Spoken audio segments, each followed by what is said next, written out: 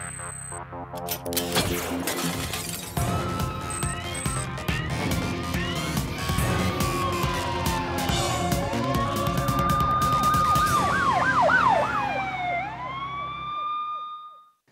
Number में आपका स्वागत है। आपके साथ मैं हूं रोहित रंजन। हर अपराधी के लिए अपराध करना जितना आसान है उतना ही मुश्किल है उस जुर्म को छुपाना भी, क्योंकि मशहूर एक कहावत है कि गुनाह और गुनहगार कभी छुप नहीं सकते। एक नजर हमेशा उन पर टिकी और वो है 100 नंबर, जिसकी पकड़ से कोई भी क्रिमिनल बच नहीं सकता।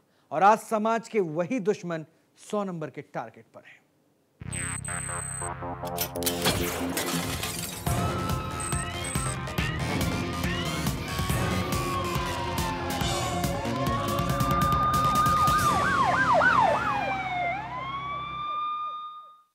आज हम आपको एक वीडियो दिखाने जा रहे हैं जो तस्दीक करेगा उत्तर प्रदेश के दम तोड़ते लॉ एंड ऑर्डर की, और गवाही भी देगा कि सूबे के अंदर अपराधी किस कदर बेखौफ हैं।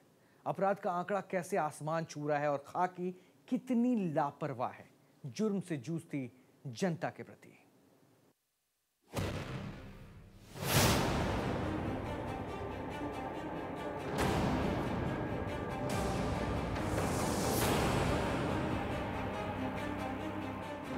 टीवी स्क्रीन पर दिख रहे सीसीटीवी फुटेज पर जरा नजर टिकाइए और गौर से देखिए कि कैसे लॉ एंड ऑर्डर के लुटेरे उसकी धज्जियां उड़ा रहे हैं।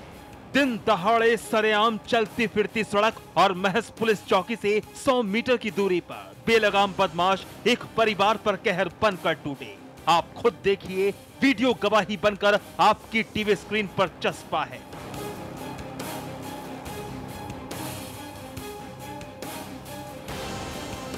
और बयां कर रहा है उत्तर प्रदेश के लॉ एंड ऑर्डर की कड़वी हकीकत। रिक्शा में सवार एक महिला अपने बेटा बेटी के साथ मंजिल तक पहुंचने के लिए निकली, मगर अचानक उस वक्त सहम गई जब बाइक सवार दो शख्स रिक्शा में सवार परिवार के हाथ से वो बैग छीनकर फरार हो गया, जिसमें उनके जीवन भर की कमाई थी।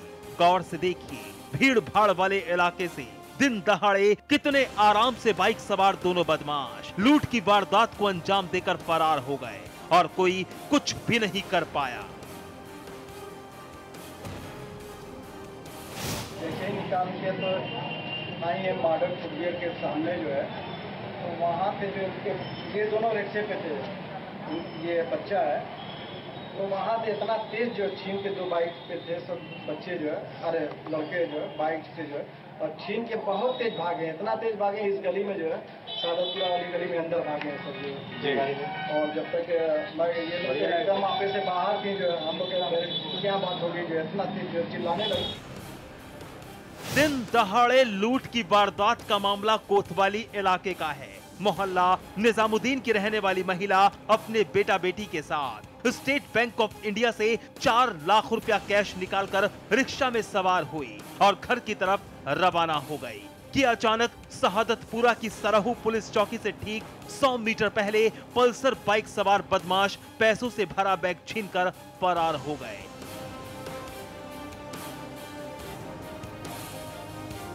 रिक्शा में सवार परिवार से दिन दहाड़े लूट की वारदात एक दुकान में लगे सीसीटीवी कैमरे में कैद हो गई।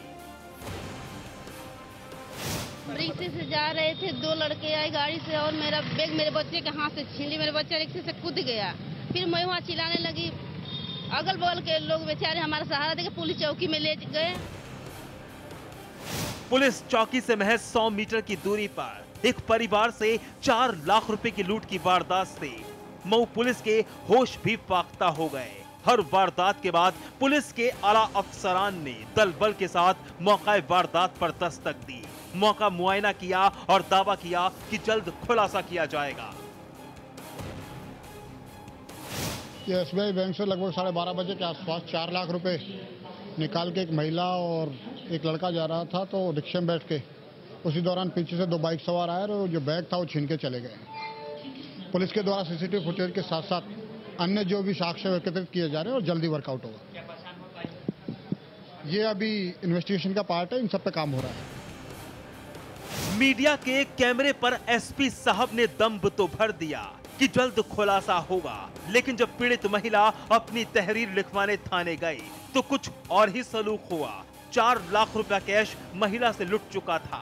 खून पसीने की गाढ़ी कमाई लूटकर बदमाशों ने पुलिस को भी चुनौती दी थी और पुलिस ने महिला के गुहार पर गौर तक नहीं किया। ये स्टेट बैंक से पैसा निकाल करके आ रही हैं, तब तक बाइक से रिक्शे वाले जो है उनका बैग छीन करके लेकर भाग गए। प्रशासन के पास आई, प्रशासन अभी इनका कोई मदद कर नहीं रह पा रहा है, इसीलिए भी पैसे। कितना पैसा था? 4 लाख रुपए बता रहे। बगल में पुलिस चौकी है, इसके बाद बगल में पुलिस चौकी है, इसके बाद भी प्रशासन का कोई हिला हवाली हो रहा, अभी कोई कार्रवाई नहीं हो रही। देख लिया आपने यूपी पुलिस का दोहरा चेहरा। एक तरफ तो मीडिया के कैमरे पर पुलिस के आला अधिकारी कार्रवाई कर जल्द खुलासे का दावा करते हैं, और जब पीड़ित अपनी रिपोर्ट लिखवाने थाने जाती है तो यूपी पुलिस का दूसरा चेहरा देखने को मिलता है। अब जरा सोचिए, एक तो पब्लिक लुट रही है, पिट रही है, विरोध करने का खामियाजा भी भुगतती है, और जब यूपी पुलिस के पास अपनी आप बीते लेकर जाती है तो खाकी भी अपना असली रंग दिखा ही देती है।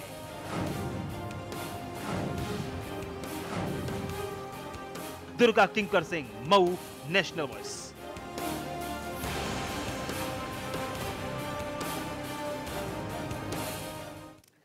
मऊ की पहली तस्वीर हमने आपको दिखाई। दिन दहाड़े 4 लाख रुपए लूट लिए गए। पता नहीं सनसनीखेज वारदात के वक्त कहां थी यूपी पुलिस, लेकिन लॉ एंड ऑर्डर के लुटेरे रुके नहीं। धज्जियां फिर उड़ाई गई और इस बार दम तोड़ती कानून व्यवस्था का शिकार बना संभल शहर।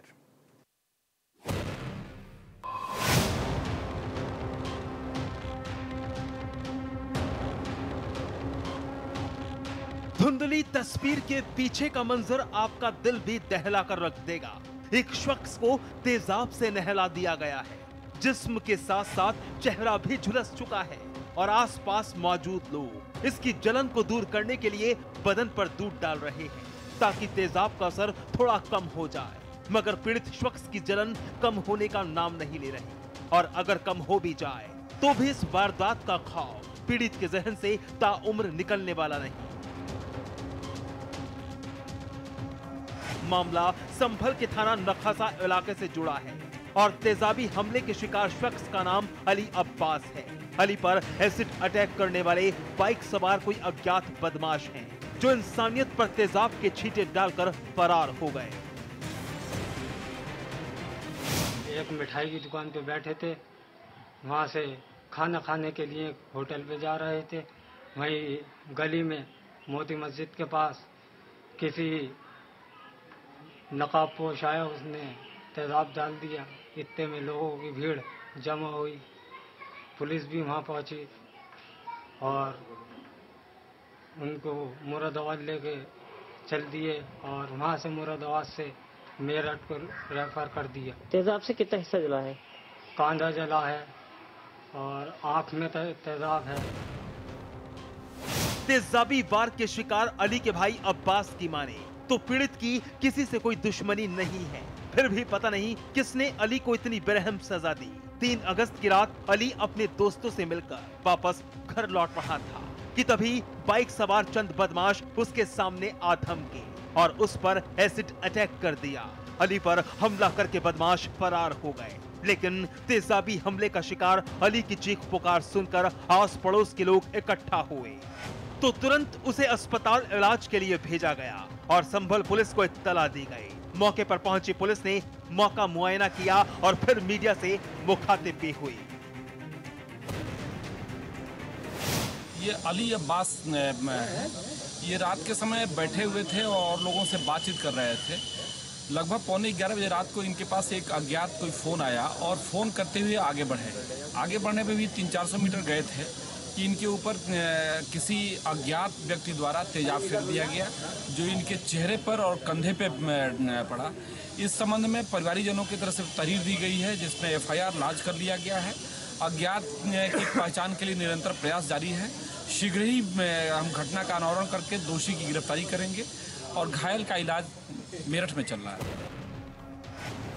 पर बड़ा सवाल ये उठता है कि बुलंदशहर की शर्मनाक वारदात के बाद से पूरे उत्तर प्रदेश की पुलिस एक्टिव मोड में होने का दावा कर रही थी। जगह जगह चेकिंग और पेट्रोलिंग की जा रही थी। उसके बाद भी अपराधी खुलेआम सड़कों पर घूम रहे हैं। और पुलिस को चैलेंज करते हुए ताबड़तोड़ वारदातों को अंजाम दे रहे हैं। और यूपी पुलिस है कि स्लीपिंग मोड में नजर आ रही है। यूपी पुलिस की कार्यप्रणाली कटघरे में है और जनता की सुरक्षा राम भरोसे। मोहम्मद सद्दाम, संभल, नेशनल बस।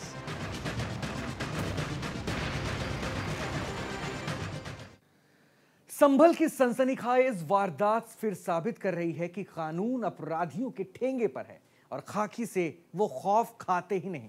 तभी तो एसिड अटैक कर एक शख्स की जिंदगी खराब कर दी। चलिए दूसरी तस्वीर और पहली तस्वीर देखने के बाद अब जरा वो तीसरी तस्वीर भी देख लीजिए, जहां दिन निकलते ही यूपी पुलिस का एक रिटायर्ड इंस्पेक्टर अपराधियों का निवाला बन गया।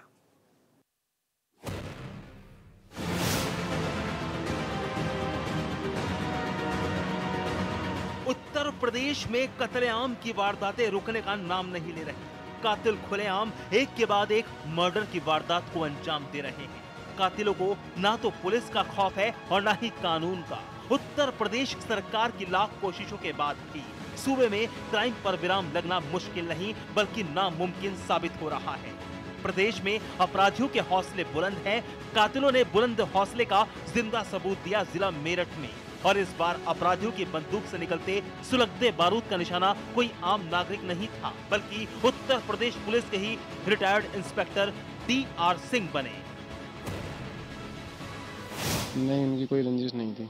वो तो रिटायर थे और तो आराम से, बस उनका तो आराम से जो घर पे रहते थे, उनका किसी से कोई ऐसा कोई झगड़ा भी नहीं है या किसी से मुंह भाषा भी नहीं है। 3 साल से आराम से अपना नॉर्मल लाइफ व्यतीत हो रही थी। बिल्कुल ऐसा कुछ नहीं है कि हम किसी पे जो शक करें कि मतलब किसी पर।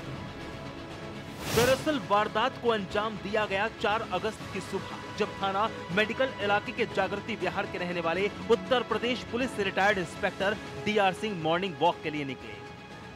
सुबह के तकरीबन 5 बजे हर रोज की तरह वह सुबह भी अपने घर से मॉर्निंग वॉक पर निकले थे और उन्हें गोलियों से भून दिया गया। उनके साथ उनके दोस्त भी थे, लेकिन रिटायर्ड इंस्पेक्टर इस बात से अनजान थे कि मौत उनका इंतजार कर रही है। उनके घर से कुछ ही दूरी पर वहां पहले से मौजूद 3 लड़कों ने उन्हें रोका और फिर पास आकर रिटायर्ड इंस्पेक्टर के जिस्म में सुलगता बारूद उतार दिया। गोली लगते ही रिटायर्ड इंस्पेक्टर DR सिंह बदहवास होकर जमीन पर गिर पड़े। आसपास के लोगों को आता देख कातिल कत्ल को अंजाम देकर मौके से फरार हो गए। ये घटना सुबह 4:30 बजे की है। दयाराम सिंह ये जागृति बिहार में रहते हैं। तो ये सोमनाथ बिहार में घूमने जा रहे थे। सुबह 4:30 पौने 5 बजे की बात है। प्रेम कुमार इनके पड़ोसी थे, तो ये लोग जा रहे थे और रास्ते में बता रहे 3 लड़के मिले हैं। उन्होंने इन्हें टोका है और एकदम आके गोली मार दी। उसमें ये घायल हो गए थे। अस्पताल आते वक्त इनकी मृत्यु हो गई। फिलहाल मेरठ पुलिस ने पंचनामा भरकर बॉडी को पोस्टमार्टम के लिए भेज दिया है और कत्ल के गुत्थे सुलझाने की उधेड़-बुन में जुट गई है। पुलिस के आलाधिकारियों ने हमेशा की तरह दलीलें भी देना शुरू कर दी हैं कि कातिलों को बख्शा नहीं जाएगा, जल्द ही कातिलों को गिरफ्तार कर लिया जाएगा, वगैरह वगैरह। खैर हम क्या कहें, पुलिस सब समझती है और पब्लिक सब जानती है। मुनव्वर चौहान, मेरठ, नेशनल बस। अब जो रिपोर्ट आप देखेंगे वो आपको हैरत में नहीं डालेगी, क्योंकि सूबे उत्तर प्रदेश की पुलिस के लिए छेड़छाड़ और शोहदों की जारी मनमानी कोई बड़ी बात नहीं है। खाकी बस हर वारदात के बाद दम भरती नजर आती है और मनचले हर वारदात को लगातार अंजाम देते रहे। और इसलिए तो छेड़छाड़ की वारदात अब स्कूल के अंदर तक आ पहुंची है।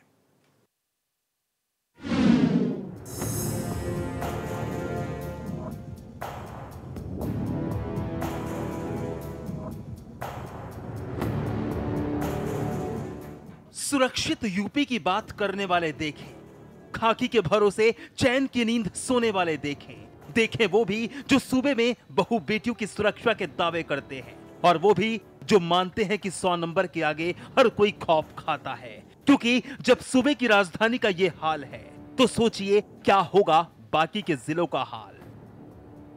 यूपी में महिला सुरक्षा के दावे करने वाली खाकी के बीच कितनी सुरक्षित हैं महिलाएं, ये इन और इन जैसी हजारों तस्वीरों में आप देख सकते हैं। क्योंकि जिस राज्य की हम बात कर रहे हैं वहां महीनों या दिनों में नहीं घंटे भर में बलात्कार की संख्या दहाई का आंकड़ा पार कर जाती है। और सिर्फ बलात्कार नहीं बल्कि छेड़छाड़ और मनचलों की हरकतें तो आम बात होने लगी हैं खाकी के लिए। दरअसल राजधानी लखनऊ के सेंट फिडेलिस्ट स्कूल में पढ़ने वाली ये छात्रा 8वीं कक्षा की है, जो रोजाना की तरह अपने घर से स्कूल अपने अभिभावकों के साथ आती थी। 15 साल की ये छात्रा कई समय से उत्पीड़न का शिकार हो रही थी। पिछले कुछ दिनों से छात्रा को कोई लगातार परेशान कर रहा था। दरअसल कुछ दिनों से उसके बैग में कोई लगातार लव लेटर्स और अन्य कई आपत्तिजनक चीजें उसकी गैर मौजूदगी में डाल रहा था। ये सब लापरवाही केवल स्कूल की है, क्योंकि हमको जो जैसा कि लगा कि ऐसा है, हम नहीं जान सकते हैं कि ये टीचर और प्रिंसिपल ही इस चीज़ को जान सकते हैं कि ऐसा है, किसने लेटर डाले होंगे या किसकी राइटिंग है या क्या हो सकता है। ये जो है इस पे किसी ने कोई जो है एक्शन नहीं मतलब कोई कार्रवाई नहीं हुई। अगर ऐसा हुआ होता तो ये आज ये स्थिति जो बनी है, ये उसको फिनाइल दिया गया, इस तरह से ये स्थिति ना बनती। छात्रा के बैग में ये अश्लील लव लेटर्स कौन और कब रख देता था ये किसी को नहीं पता, लेकिन छात्रा की मां का कहना है कि जरूर ये किसी स्कूल के अंदर के व्यक्ति का काम है। उन्होंने कुछ नहीं करा, आज भी यही बोल रहे हैं, हमारी बच्ची बेहोश पड़ी, वो ये बोल रहे हैं कि ये घर से ही लेके आई होगी। हमें तो नहीं पता इसके बारे में। यहाँ हम पानी देते हैं, फिनाइन कैसे बच्ची के कैसे लिया होगा, कोई प्रॉब्लम होगी, कुछ हुआ होगा। हमने कहा ऐसे कैसे हो सकता है। कह रहे हैं अभी ये देखिए, ले जाइए इसको, पहले इलाज करवाइए, फिर बाद में बात करते हैं। दरअसल स्कूल में ही लड़की की वाटर बोतल में किसी ने फिनाइल मिला दिया। छात्रा द्वारा फिनाइल पिए जाने के बाद वो गंभीर अवस्था में ट्रॉमा सेंटर में भर्ती है। उसकी हालत नाजुक बनी हुई है, मगर सवालों के घेरे में फिर से घिरा स्कूल प्रशासन कि क्यों नहीं इस गंभीर वाकये की सूचना पुलिस को दी गई। हम लोग पूरी तरीके से जितना भी हमारे पास सीसीटीवी फुटेजेस है उसका हम लोग देखेंगे। फिर आज का जो फिनाइल मामला उसको भी हम दे चुके हैं, दोबारा देखेंगे। ऐसा कोई भी सस्पिशियस एक्ट्स हमारे सामने आते हैं तो तुरंत हम कार्रवाई करेंगे। क्या प्रिंसिपल अपने स्कूल की इज्जत बचाने में लगे हुए थे? क्या स्कूल किसी छात्रा की जान की कीमत से बड़ा था? खुद ही पुलिस का काम करने में क्यों लगे रहे प्रिंसिपल साहब? इन सवालों के बाद छात्रा के पिता ने पुलिस की सहायता लेते हुए न्याय की गुहार लगाई है। पूरी संवेदनशीलता से उस प्रकरण को नोटिस में ले लिया है, मुकदमा लिख लिया गया है जो तहरीर उनके द्वारा दी गई है, और पूरी संवेदनशीलता के साथ इस पहलू की तहकीकात की जा रही है। इसमें जो लोग भी दोषी होंगे उनके खिलाफ कानूनी कार्रवाई की जाएगी। वहीं स्कूल प्रशासन ने सभी आरोपों को इनकार करते हुए खुद से पल्ला झाड़ दिया है और छात्रा को ही गलत ठहरा दिया। अब शायद इस बात को मानना लाजमी होगा कि छात्रा पूरी तरह से मेंटली हेरेस्ड थी और कुछ भी कहने से डरती रही। फिलहाल इस पूरी वारदात के बाद स्कूल प्रशासन में हड़कंप तो जरूर मचा है और दूसरे बच्चे भी खौफ के साए में हैं। अब देखने वाली बात यह होगी कि कब पुलिस के हाथ अपराधी की गर्दन तक पहुंचेंगे और बच्ची को इंसाफ की जीत हासिल हो सकेगी। Shiva Sharma, Lucknow, national voice.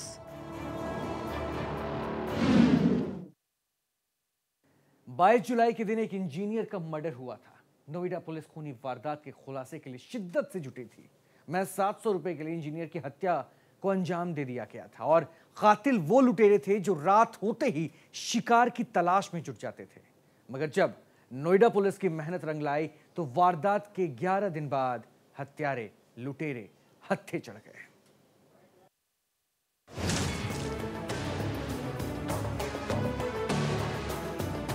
Police की गिरफ्त में खड़े ये वही शातिर लुटेरे हैं जिन्होंने 23 जुलाई की रात पेशे से इंजीनियर शैलेंद्र की लूटपाट के दौरान हत्या कर दी थी।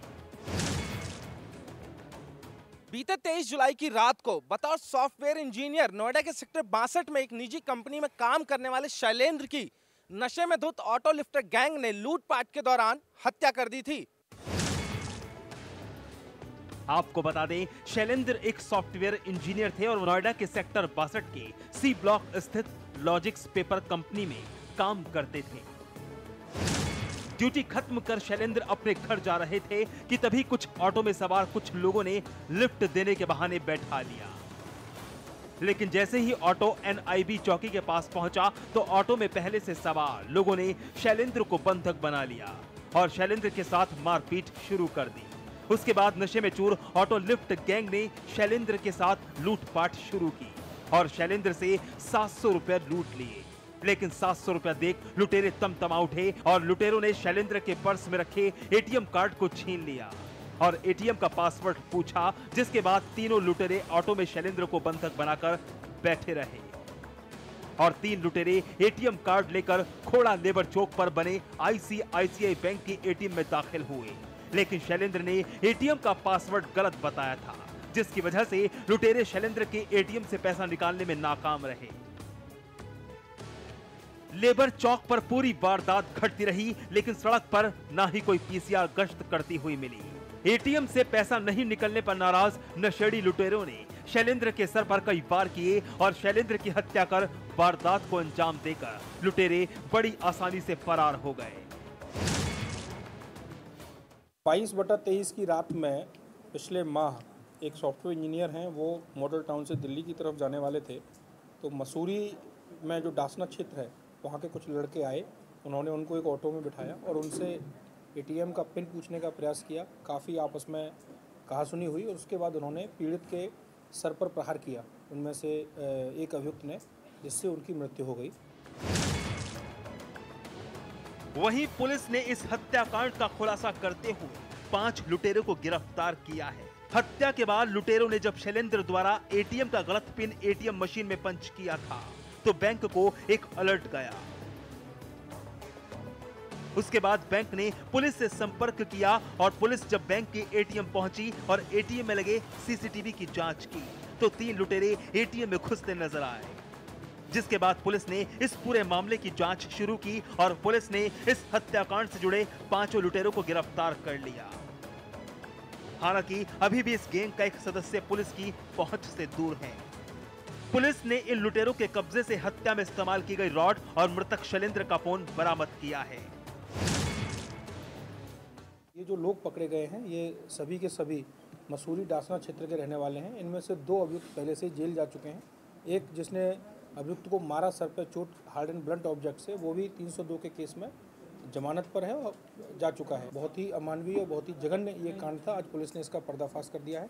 सभी चीज़ें रिकवर हो गई हैं। अभियुक्त का मोबाइल, जिस पाने से उसके सर पर प्रहार किया गया, वो भी रिकवर हुआ है। ऑटो, मोटरसाइकिल पुलिस ने रिकवर कर लिया है। इस केस को पुलिस फास्ट ट्रैक कोर्ट में इसको चलाएगी। उसकी इन्वेस्टिगेशन SP सिटी के निकट पर्यवेक्षण में होगी। इंजीनियर शैलेंद्र की मौत की गुत्थी नोएडा पुलिस ने सुलझा ली है, लेकिन नोएडा और ग्रेटर नोएडा में लगातार क्राइम का ग्राफ बढ़ रहा है। ऐसे में देखना होगा कि पुलिस कैसे बढ़ते क्राइम ग्राफ पर रोक लगाती है। महज 700 रुपए के लिए नशे में धुत ऑटो लिफ्टर गैंग ने सॉफ्टवेयर इंजीनियर शैलेंद्र की हत्या कर दी। शैलेंद्र हत्याकांड की गुत्थी सुलझाते हुए नोएडा पुलिस ने 5 लुटेरों को गिरफ्तार किया है। पुलिस ने इनके पास से हत्या में प्रयोग किए गए ऑटो और जिस रॉड से शैलेंद्र के सर पर वार किया गया था, साथ ही मृतक शैलेंद्र का फोन बरामद किया है। बहरहाल पुलिस ने 5 आरोपियों को गिरफ्तार जरूर कर लिया है, लेकिन इस गैंग का मेन सदस्य अभी भी नोएडा पुलिस की गिरफ्त से दूर है। अब देखने वाली बात होगी कि नोएडा पुलिस मेन अभियुक्त को कब तक गिरफ्तार कर पाती है। कैमरा पर्सन कुलदीप के साथ इंद्रसेन यादव, नेशनल वॉइस, नोएडा। जय हिंद। आज बस इतना ही। कल फिर खुलेगी गुनाह की एक और डायरी और 100 नंबर पर होगा उसका हिसाब किताब। दीजिए इजाजत। नमस्कार।